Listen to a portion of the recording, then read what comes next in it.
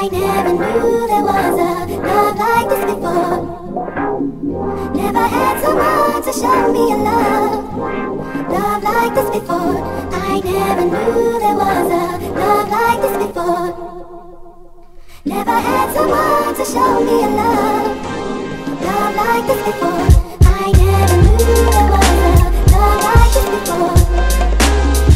Never had someone to show. Sis, you are many things. A sister is not one of them.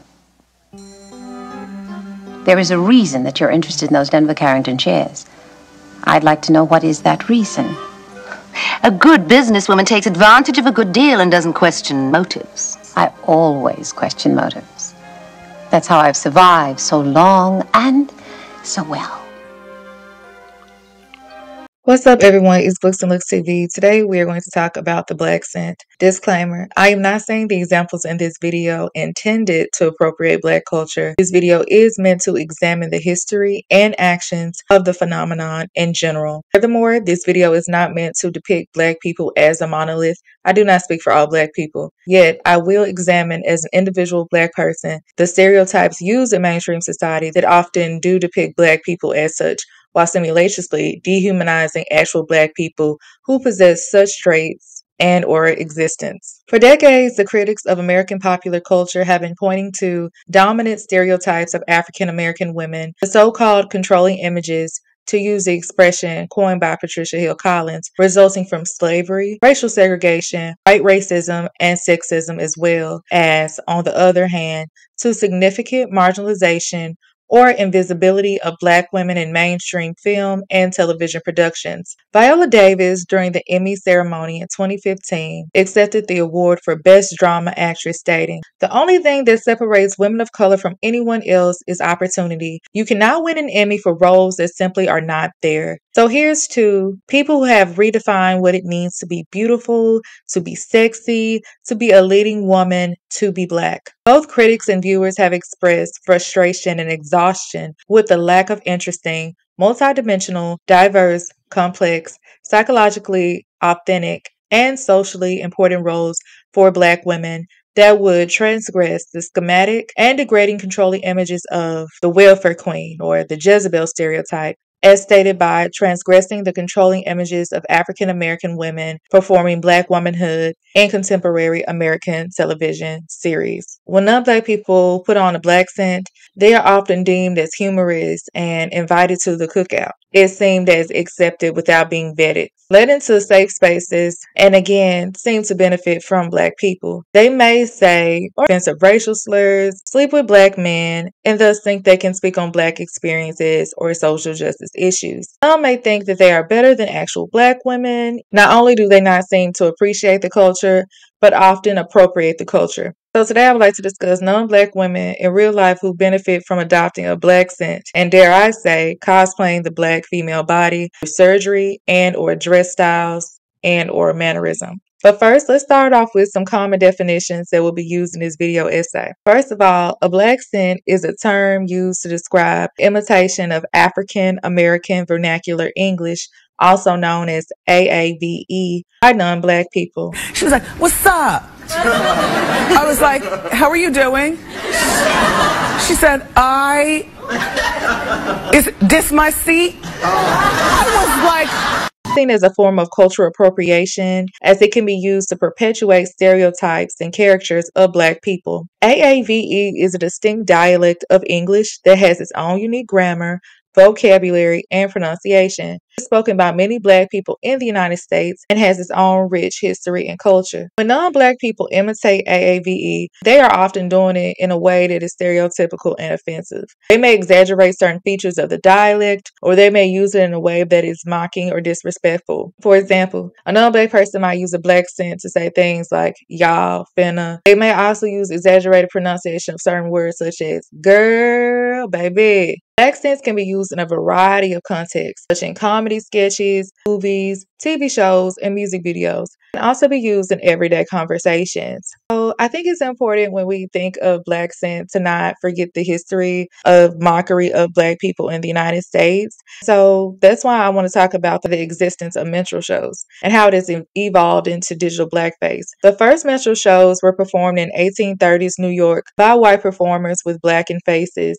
Most used burnt cork or shoe polish and tattered clothing, who imitated and mimicked enslaved Africans on Southern plantations. These performances characterized Blacks as lazy, ignorant, superstitious, and hypersexual, and prone to thievery and cowardice. Now, digital blackface is like the modern form of blackface. It's presented more in spaces like television, movies, and social media websites where basically non-Black people appropriate Black culture, particularly language and dress, and more overtly actually put on a blackface and mock Black people. So when I speak of cosplaying the Black body, first of all, the term cosplay means to play or dress up. And then this phrase, using it to describe the act of a non-Black person using makeup, clothing, or other methods to make themselves appear Black or accepted in Black spaces. And again, this can be done for a variety of reasons, such as to make a joke, get attention, or again, to appropriate Black culture. Cosplaying the Black body is as harmful as a minstrel show, in my opinion,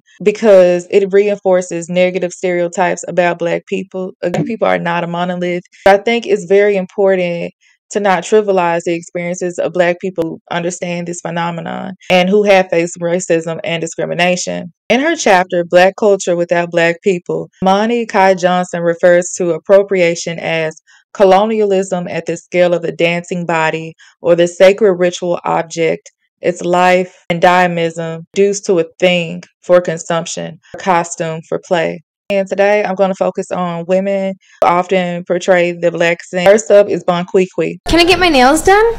Okay, honey, do you lie pedicure too? No, just my nails. Honey, why you don't lie? Pedicure, it may look nice, it's so sexy. It's better for you. Oh, alright, sure, then I'll get a pedicure too, thanks. Okay, honey, sit down. Number 6, my Ling, she do for you. Good job. Only $20 a month. That's okay, sit down. Oh, okay, thanks. So my Ling starts doing my nails right away. By the way, her American name is Tammy. Tammy. You have boyfriend?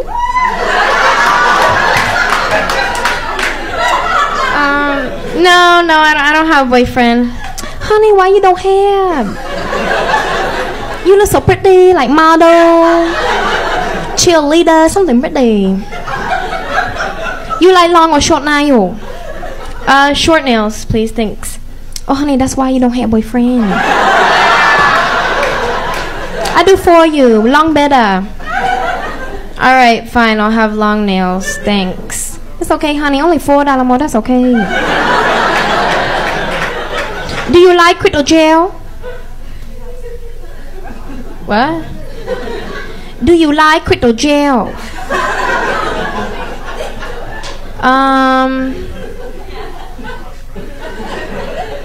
I'm sorry, what? Honey, do you like crystal gel for your nail? It's the best thing you can have for your nail. Make look nice. It sparkle like diamond in the sky. Do you like crystal gel? Oh, no, I don't want crystal that. Thanks. Honey, you say to me you do not have boyfriend. I don't want to help you. Oh, okay, fine. I'll have some. Thank you. It's okay, and it's better for you. Only $6 more. Open it. Go wash your hand. All right. Thanks, Tammy. Oh, wait. Hold on. This one here is a little bit crooked. See that?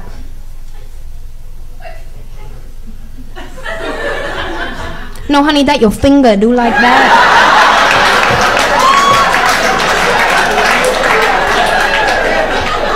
That's funny, because my finger didn't do like that before I came in here. It's okay, honey. Don't worry. I fix it for you. Don't worry. Chút mua mai bồng nem xe lắm tiền kia lắm.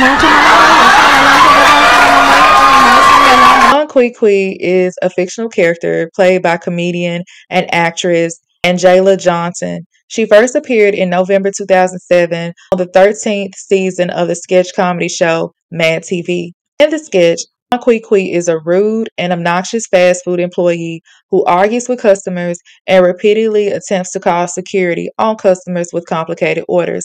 Kwee quickly became a popular character. Johnson has reprised the role in several other projects, including her stand-up comedy specials and a music video. She has also been featured in commercials and other promotional materials. Kwee is known for her over-the-top personality, her catchphrase, "I'ma cut you," and her signature red lipstick. She is a satirical character who makes fun at a lot of stereotypes about fast food employees and customer service. Johnson has said that she created the character of Kwee based on her own experiences working in customer service. Second up is Vicky. All I know is I took the test and they said I was black. Well, they said I didn't say I was black, but they said I had black in me. So, you know what I mean? But like, I don't know, because I guess a lot of y'all took it the wrong way, and like this is how I act, this is how I talk, like all that stuff, that's how I act, like that's my everyday, like if you know me in person, that's me, like that's how I've been acting. But I guess a lot of y'all took it the wrong way and like thought I was trying to act black or whatever. But no, I promise you, no, that's how I act. Like I promise you, like if a lot of y'all got the wrong idea, I'm sorry, but please, like, don't take it that way, because like this is how I act. Like Vicky is an American internet personality, model, businesswoman, and rapper. She gained notoriety in 2017 after using the N-word in a few videos and claiming that she was black. She also became known for her feud with rapper and media personality Bad Baby, amongst many others. Vicky is controversial for a number of reasons. Hi, my name is Victoria Waldrop. I'm from Atlanta, Georgia, and I love Jesus Christ. And what is your background? What's your nationality? Just white American. Yeah? Really? I was kind of raised by black people. Yes. My dad, he had a black girlfriend, and she was like my stepmom, and I would always go to my friends' houses growing up because I would be alone a lot with my dad, and I went to a school where it was mostly black people. Yeah. And to Georgia, and being from Atlanta too, it's common that people talk like this. And so yeah, when they met me, they was like, dang, you can go viral. Basically, when I started going viral, the whole internet hated me. And they were like, why is she trying to sound black? And they was like, well, just tell them you're black.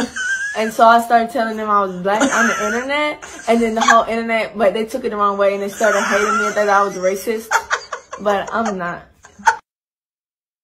She has been accused of being racist, inappropriate, and attention-seeking. She has also been criticized for her behavior towards her fans, which some have described as abusive. In recent years, Vicky has tried to distance herself from her controversial past. She has apologized for her previous behavior and said that she is working to be a better person. Y'all know anything God has put in the Bible for us to follow is only because he loves us. He knows what's best for us. God told us to wait until marriage to have sex, because when you have sex with every person you don't have sex with is left with a piece of you, right? Most recently, she offered to help Krishan with her baby, which I don't know how to feel about that, but y'all tell me what y'all think down below. Third up is Bad Baby. Catch me outside. How about that? That's what I always do, and they never catch me. Ain't nobody gonna catch me. Because you're too streetwise? Yup. And all these hoes laughing like something funny. She's talking about the audience, that they're laughing at her. Did you say the hoes are laughing? Yep. So the audience are a bunch of hoes? Yep. Whose actual name is Danielle, appeared on a Dr. Phil show as a troubled 13-year-old child. She was known, of course, for her outlandish behavior, but noticeably her black accent, which on the show she claimed she was from the streets. Ironically, after disrespecting her mother on television, she was still offered a record deal to become a rapper. Next up is Rachel Dolezal. Nkechi Amara Diallo is an American former college instructor and activist known for presenting herself as a black woman despite being white. In addition to claiming black ancestry, she also claimed Native American and is also a former National Association for the Advancement of Colored People chapter president. Dolezal's racial identity became public in 2015 after her parents revealed to reporters that she was white. Washington, she campaigned for racial justice and stood alongside heroes of the Black Lives Matter movement like Baltimore prosecutor Marilyn Mosby. But now the town's administration wants to know, was she telling the truth when she ticked the white, African American and Native American boxes on official paperwork? Her parents, who are both white, say not. What is your daughter's ethnicity? Our daughter is primarily German and Czech, and of European descent. So she's white. Caucasian. She's white. Mm-hmm. She's a blonde, blue-eyed, freckle-faced girl growing up. Rachel grew up in a mixed-race household with adoptive African-American siblings. Although she's now divorced, her ex-husband is black. As well as leading the local chapter of the NAACP, Rachel teaches African American studies at the local college. She knows it's false, but I think she's told herself, as well as she's told others, this erroneous identity of hers enough that by now she may believe it more than she believes the truth. In February, when she was interviewed over racist and threatening letters to her office, she was asked to confirm her father is an African-American man. She's shown a photo of someone now thought to be an NAACP volunteer. Is that your dad? Yeah, that's my dad. This man right here is your father? Right there? You have a question about that? Yes, ma'am. Okay. I was wondering if your dad really is an African-American man. That's a very, I mean, I don't know what you're implying. Are you African-American? I don't understand the question of, I did tell you that yes, that's my dad. And he was unable to come in January. Are your parents? Dazelle initially denied the claims, but later admitted that she was born to white parents. There are definitely cultural values that I felt more at home with in the black community than in at least the white community I grew up around. I grew up in Troy, Montana, and on the side of a mountain, so it was very rural and also very repressive, abusive childhood, and so a lot of not my favorite thing to talk about necessarily, just because it's a very painful time of my life. When people talk about the white devil, it's like, that's your mother.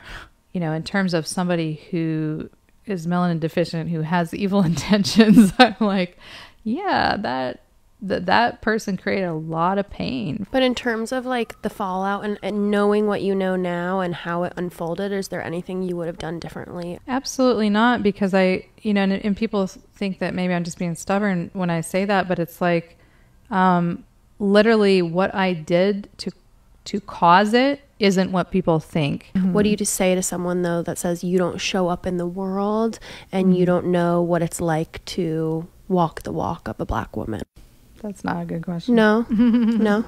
I would say I would feel better if you rounded it out on a positive note and not make it about that. Kind of really more than what we wanted to. We did kind of discuss we weren't going to go there. She said that she identified as black because she had a deep connection to black culture and history. Again, let me know if y'all agree or disagree with that in the comments. Next up is Iggy Azalea. Azalea has defended her use of a black scent, saying that she is simply a fan of hip-hop culture. She is not trying to sound black. However, many people believe that her arguments are disingenuous, especially given that she has profited immensely from her hip-hop career. In recent years, Azalea has faced increasingly backlash for her use of a black scent. I said, baby, I do this. I thought that you knew this. Kids didn't know this, and now listen to this. This is my real voice. What do you mean? It's just how I talk. That's how you talk? It is. Why? Because I'm Australian. What? Yes, I know. You're Australian? Yeah. From Austria?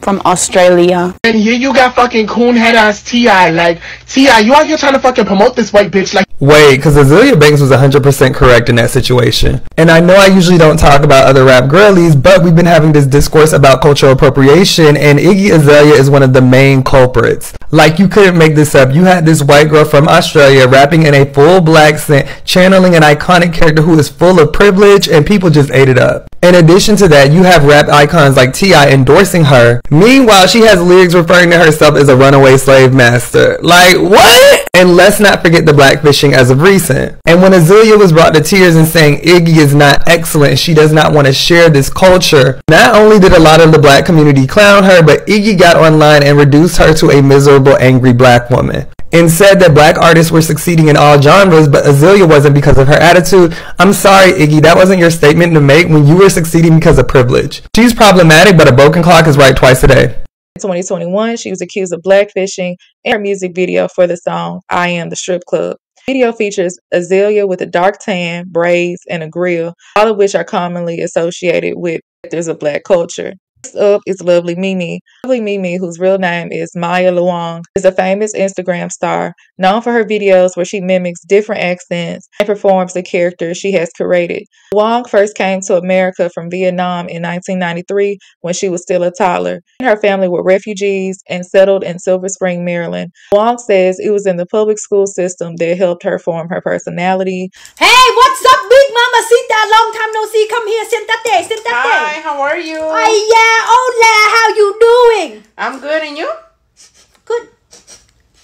Ew, you smell that? Something smell like arroz con caca. Yeah, it's probably me because I've been running errands all day. Different than my old school parents. I grew up, you know, in a hood environment, and like I was going down the wrong path until I met my husband, and I've been doing really good ever since then. You married? Yes, girl, I'm married. He really changed my life. I did A lot of people do overlook a lot of things Lovely Mimi says because they say she grew up around black people. There's still some problematic things that a lot of people say that she's done.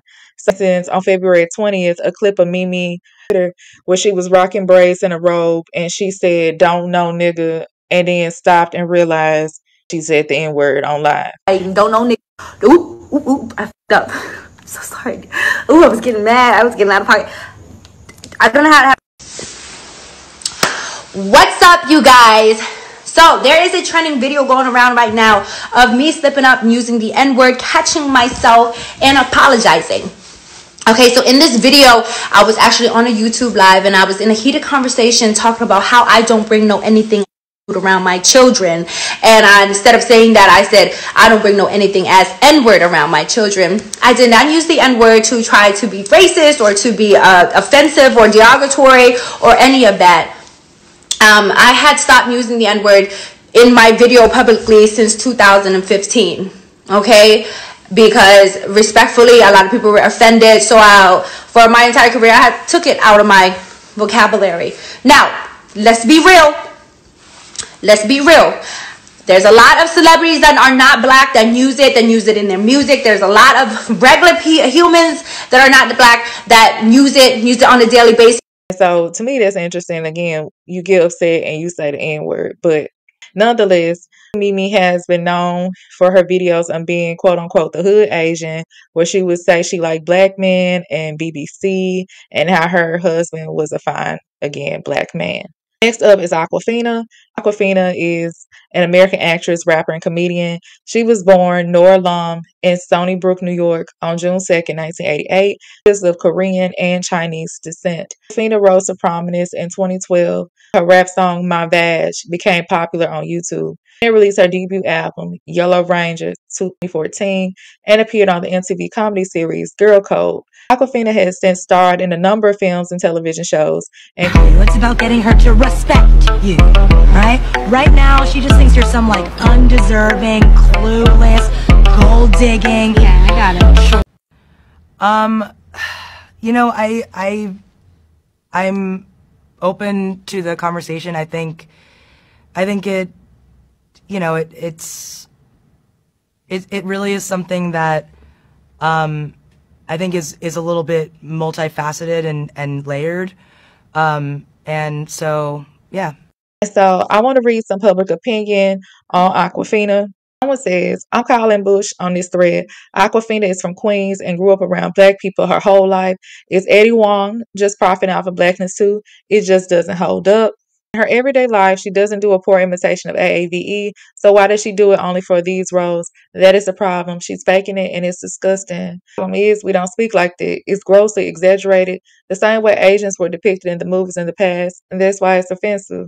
The concept stems from systematic racism, but describes a phenomenon that occurs quite often. The term blaccent implies that non-black folks attempt to speak in AAVE, but over-exaggerate and often fail and miss nuances. This is much different than white folks who grow up in the culture, oftentimes the hood, naturally learning speaking patterns, normally through socialization at school. For example, in the South, folks have a certain drawl in their voice, depending on the region. Oftentimes, the black accent imitates that sound, but you can tell when it occurs naturally. There's the whole thing about Awkwafina. She has that black accent. A lot of it is because Awkwafina did not grow up in a predominantly black neighborhood. Forest Hills and Kew Gardens are not predominantly black neighborhoods. They are actually two of the most wealthiest neighborhoods in Queens. This person technically grew up in the suburbs, not surrounded by black people, and puts up this accent because she's a culture vulture looking to make money, to entice people like you to give her money. And black people have been telling y'all for months and years now the truth about her, but y'all don't give a shit because you are just as anti-black as she is. You don't give a single fuck. I don't know why you're having this conversation, because you don't give a fuck. Literally don't give a shit. None of you give a shit. And no matter how many times black people point out to you these facts, because they're facts, yet still don't give a shit. I'm going to play a few more public opinion videos and give my conclusion. Alright, so it appears that Iggy Azalea is trying to make a comeback. No. Why? Who's funding this? Who asked for it? Why is she still using a black accent? Have you ever seen 5 bad bitches at your door? Black mask like a fucking luchador. How many times we gotta teach you this lesson, old man? I don't care how much money the label puts in, how many people try to hype her up on Twitter, or how many collabs she does. I am gonna be her biggest hater. Because what the f happened to morals? You are Australian. She's honestly very fortunate to have even faded away before cancel culture became a thing. Because gang, getting on cam, wearing a 40-inch buzz down wig, using a fake voice, not okay. But the fact that she hasn't learned her lesson after years of genuine dialogue, we are not doing this. Who wants to be black? I don't understand that. I really just can't. Fuck what I said. You don't need shit now. Fuck the presents, might. I am trying so hard to be better, but to my core, I am a hater. Ling Ling here. Today is my birthday. Do you want to sing happy birthday with me? You know, I'm a fat ass, and I was laying in bed, and I remember she... It's not just about the braids. It's the disrespect that came with it. You don't know the struggle of those black women who have to go into a workplace or go to school or do all of these things to convince the rest of the world that their natural hairstyle is beautiful and acceptable. You've never been through things like this. But you're not ugly. People gonna talk about you regardless if you got your hair braided, if you got it done or not. People gonna talk about you regardless. People just always gonna find something to talk about. Or this. By wearing my hair in a style that makes me comfortable. However, in the past, when I've interviewed for jobs in the hospital industry or even professional programs, my hair was straightened. And I was always taught to be who I am and be confident, but there was always, I guess you could say, the fear of the backlash as well in these texts. Like, they low-key tried to force me to straighten my hair for competition. But when you compete and dance and stuff like that, I'm just gonna be honest, like, a lot of the hairstyles and stuff are catered to white hair. They're catered to straight hair.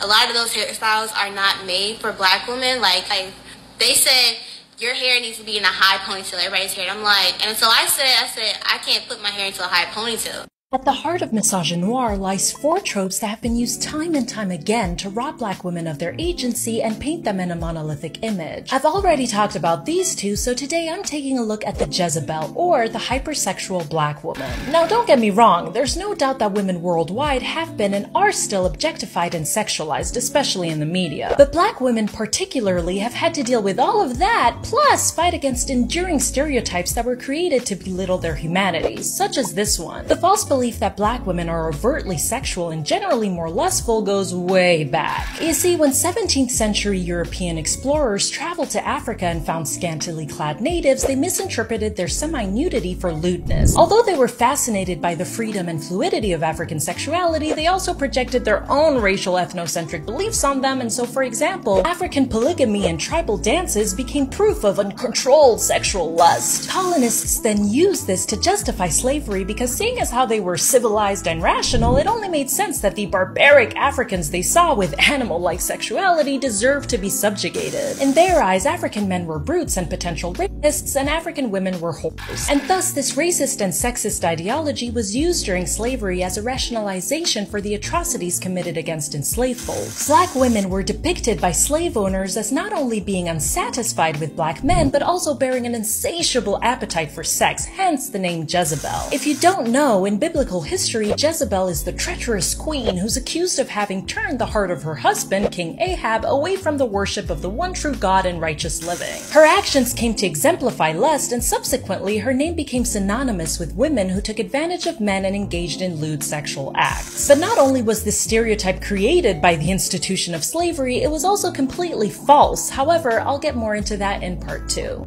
The proximity to blackness and the caricature can indeed be overlooked. A lot of people feel like cultural appropriation is horrible because it's not a real lived experience. And like just appreciating black people, being friends with black people, having going to gatherings, etc., or learning black history is fine. You try to embody and speak for black people and take up spaces in black community or black organizations, that's when it seems more so disheartening. And let me know just any thoughts you have down below. Thank you so much for listening to Books and Looks TV. I'll see y'all next time. Who's calling you? I don't know who this is. 225. Let's answer. You want to answer Yeah. it? Speaker. Oh, what's up? Hey, I'm finna. I do this to people when I want to hang up. Oh, airplane mode. Oh my, that is genius. Because it says call failed. It doesn't say call ended. Oh my god. I always do that. That dude saw call failed. I feel like They'll say reconnecting. Yeah. That's even better. You are so smart. You're quick. You forget my name a lot, but you're No, quick. I know your name, Zane.